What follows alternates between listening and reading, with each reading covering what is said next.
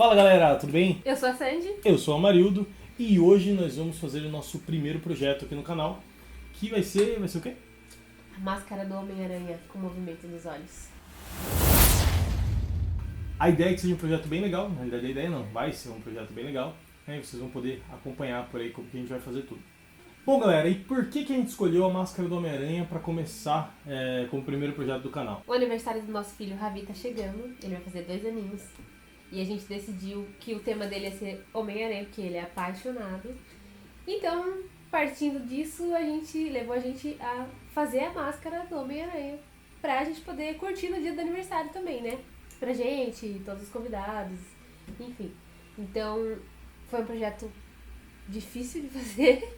Extremamente difícil, principalmente porque ele envolve, na parte do desenho, né, ele envolve uma modelagem mais orgânica, né, porque é um formato bem mais complexo do que peças mecânicas normais. Então foi um desafio fazer esse projeto aí, mas ficou bem legal, vocês vão poder ver por aí. Mas é isso que é legal. Mesmo sendo difícil, a gente insiste até dar certo. Exatamente. E aí, seguindo a ideia, né, da proposta do nosso canal, vocês vão ter aí na descrição do vídeo os links para baixar os arquivos para quem quiser fazer em casa, tá? E também o link da loja para quem quiser comprar as peças prontas já e só montar em casa também seguindo aí o nosso vídeo, beleza? Então é isso, pessoal. Se você quer ver como ficou esse projeto, então vem com a gente. Bom, galera, seguinte, muitos de vocês devem estar se perguntando aí como que a gente começa um projeto desse, tá? E assim, o início de cada projeto depende muito do que vai ser feito. Quando ele é baseado em algo, por exemplo, no caso a máscara do Homem-Aranha é baseado, obviamente, no Homem-Aranha, né? Então a gente busca referências para a gente poder trabalhar. Então, por exemplo, aqui nesse caso, o que a gente fez? A gente foi lá e buscou algumas imagens, tá, que mostrassem o rosto do Homem-Aranha aí que a gente queria se basear. Então aqui eu tenho algumas imagens que a gente pegou de referência, né? A gente selecionou algumas lá na internet que a gente achou que eram interessantes. E aí qual foi o próximo passo? Existem outras formas até de fazer, mas a gente pegou essas imagens aqui e imprimiu, tá? Então a gente deixou ela com uma leve transparência. Que posições que eu peguei? Eu peguei uma frontal e uma vista de perfil para eu poder ver os contornos aqui que eu ia ter que fazer para a máscara. E aí depois de imprimir, o que a gente faz? Eu peguei todo o contorno aqui, a gente fez o desenho aqui de todo o contorno e aí tirou as medidas. Então usou uma régua aqui para poder tirar as medidas de todas as partes aqui e os pontos de referência aqui. Então posição do olho, posição de todos esses pontos chaves aqui, né? O fim do olho, o começo do olho aqui, o centro. Tirou todas as medidas aqui, né, com a régua para poder saber onde ficava cada coisa. Depois de fazer isso, o que foi feito? A gente desenhou aqui, ó, basicamente isso, né? Desenhou aqui o esboço, o layout básico aqui, inicial, de como seria isso a vista frontal e aí a vista lateral aqui, ó, do perfil, tá vendo? Esse é o perfil. E aí eu comecei a trabalhar a peça no 3D, difícil porque eu nunca tinha trabalhado, igual eu já falei no começo, nunca tinha trabalhado com algo com formas mais complexas, digamos assim, sempre algo mais mecânico, então peças com geometrias mais simples, né? Então esse aqui foi um desafio, até aprendi várias funções novas aqui. Primeiro, eu usei isso aqui, fiz um loft, então com esses desenhos, eu fiz um loft, ele virou uma peça sólida, né? Metade de uma peça, já com os perfis que eu queria. Depois disso, eu espelhei isso aqui, e aí ele virou uma peça inteira, e aí eu fui trabalhando essa peça aqui, então eu gerei ela era maciça, então eu fiz ela com uma casca, ela ficar oca, e aí eu fui trabalhando isso aqui. A outra parte que também deu trabalho teve a ver com o desenho em si, e aí eu usei o envolver, que ele pega algo que está num plano e coloca em volta, envolve num sólido, então tá aqui no envolver. A gente usou esse esboço e aí ele transportou para cá, fez aqui as ranhuras que eu precisava e tudo mais. Aqui eu tô mostrando para vocês, foi difícil de chegar nisso na realidade, mas aqui já o projeto como foi feito, tá mais avançado, né? E aí eu fui trabalhando aqui o resto das coisas que eu precisava pôr, então fazer o recorte do olho aqui, né? O formato na posição que precisava, fazer a marcação aqui de alguns furos internos para poder prender as coisas, né? Então tem alguns pontos chaves aqui que eu preciso prender algumas coisas, então tem os furos aqui certos, né? E aí por fim a peça finalizada aqui, ó,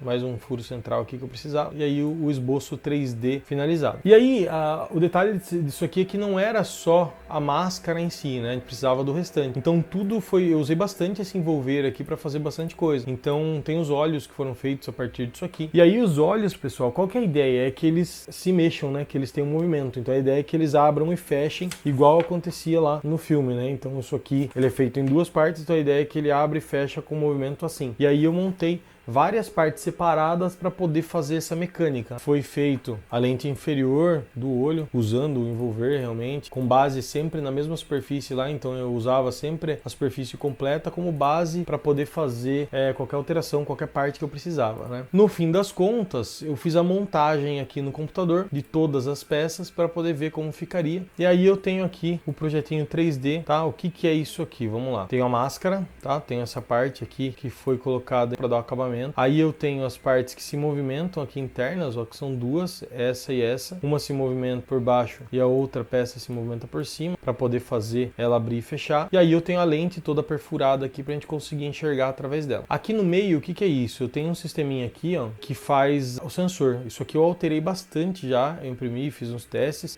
Vou mostrar pra vocês aqui como ficou e tudo mais. E eu alterei bastante isso aqui já pra funcionar melhor. E aí basicamente é isso, tá? Tá o 3D aqui e tudo mais. Em que fase que tá agora, nesse momento? Nesse momento a gente tá imprimindo a máscara. Agora eu vou mostrar pra vocês a parte de preparação de impressão, porque além de todo o trabalho que a gente tem, não é só pegar o projeto e mandar imprimir. Aqui no aplicativo que a gente usa, é o Mesh Mixer, a gente decidiu utilizar na verdade esse aplicativo porque a gente precisava de um suporte que fosse melhor. Nesse caso, esse foi melhor que o suporte em árvore. Como vocês podem ver, tem muitas divisões. Ele faz tipo uma árvore mesmo. E o outro suporte que a gente é acostumado a usar, ele é maior, né? Mais maciço, digamos assim, e acabaria gastando muito mais filamento. Depois de ter feito os suportes do Mesh Mixer, a gente importa o arquivo para o Prusa Slicer. Prusa Slicer é um fatiador. A impressão 3D ela é feita em camadas. Como assim? Ela faz camada por camada para formar o desenho. Por isso que a gente tem que utilizar o programa. Ele vai dar o comando para a impressora, para ela, como será feita essas camadas. Aqui vai ficar mais fácil de vocês entenderem como o fatiador funciona. Ele literalmente fatia a peça. Como esse fatiamento ele é bem complexo e na realidade é a primeira impressão que a gente faz no tamanho total da impressora, né? Do limite que ela faz. Então, como ele é bem grande, demora um pouco mais o processamento. Então aqui dá para vocês entenderem melhor como que funciona esse fatiamento, né? Eu vou abaixar aqui para vocês terem uma ideia.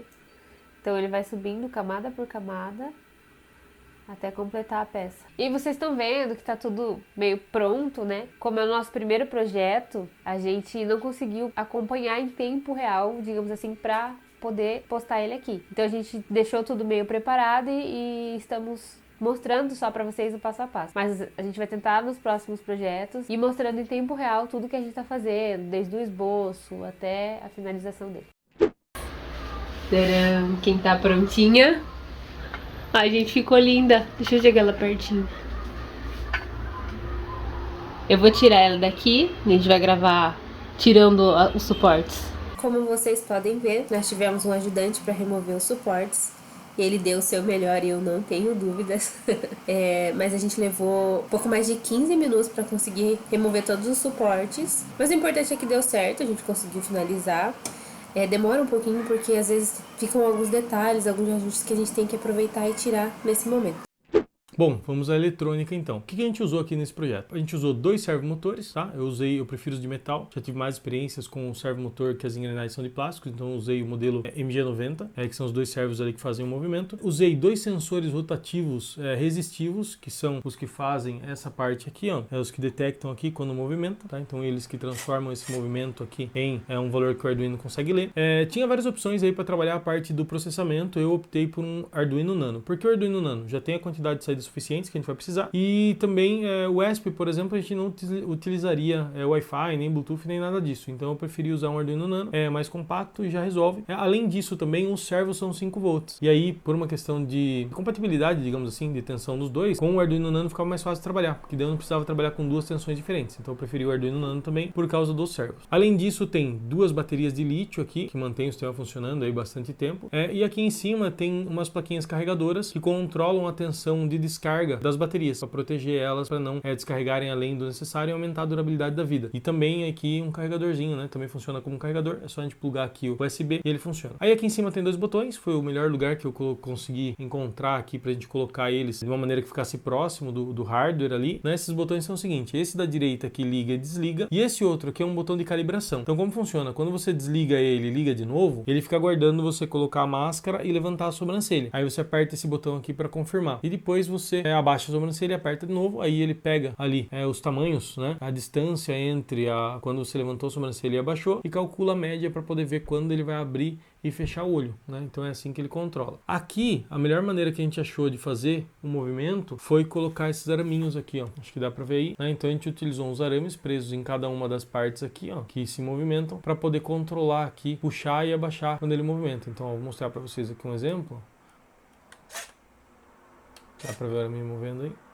Então, o sistema de movimentação ficou assim. A gente testou alguns outros, não deu certo. A ideia inicial era fazer com linha de nylon e um tubinho, mas não funcionou legal. Essa aqui foi a melhor maneira que a gente encontrou. Aí esse outro aqui é para poder fixar essa parte. Na realidade ela é fixa, então ela fica presa ali em um ponto, então ela girava junto, mas ela não tem que girar. Então esse outro araminho aqui é só para fixar isso aqui. Foi tudo soldado, né, para não ter mau contato nem nada disso. Ficou dessa forma aí. Vou fazer uma calibração aqui para vocês entenderem como foi a ideia aqui, ó. Vou desligar a máscara. Aí eu vou ligar de novo, ó. Quando eu ligo de novo, ela abre os dois olhos, abriu os dois olhos. Aí tá esperando eu mover aqui, né, abrir o olho e confirmar que abri. Então eu levantei aqui, ó, e confirmei. Agora tá esperando eu abaixar, eu vou abaixar e confirmar. Beleza, agora ele tirou a média, então o que acontece? Eu vou subindo aqui, passou do ponto, ele levanta e abaixa, tá?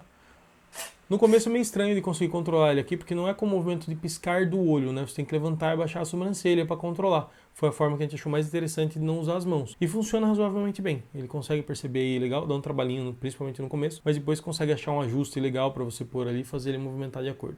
Depois de muito trabalho, depois de muitas mudanças, finalmente a máscara ficou pronta. Inclusive, vocês devem ter reparado nas mudanças do projeto no percorrer do vídeo, né? Porque não ficou igual, a gente teve que fazer muitas mudanças até a gente chegar no ideal e agora deu certo. Espero que vocês tenham gostado. Esse projeto deu um trabalhão, mas no fim das contas ficou muito legal. A gente achou super bacana como ficou aqui o funcionamento dela, a aparência e tudo mais, né? Embora tenha dado um trabalho, ficou bem legal. Aqui não deu para mostrar para vocês aí todos os detalhes da máscara, da montagem e tudo mais, porque a gente teve que fazer várias alterações, igual a Sandy já falou, ao longo do desenvolvimento. Mas para quem for querer montar em casa ou algo assim, a gente vai ter um outro vídeo só com a parte de montagem, tá? Aí lá vai ter os detalhes de toda a montagem para você conseguir seguir lá do começo ao fim todo o procedimento de montagem e envio da programação, etc. A parte eletrônica e tudo mais. Inclusive, se você assistiu o vídeo e não segue a gente no Instagram, siga a gente no Instagram porque a gente vai postando dia a dia, né? Então fica mais fácil de vocês acompanharem o projeto como um todo. Porque no vídeo aqui, né, no YouTube, a gente deixa ele mais reduzido. Pessoal, então é isso. Espero que vocês tenham gostado. Se inscrevam no nosso canal, curtam aí o vídeo. Não esqueça de seguir a gente também nas redes sociais, não é isso? Isso mesmo. Fechou? Obrigado. Até a próxima.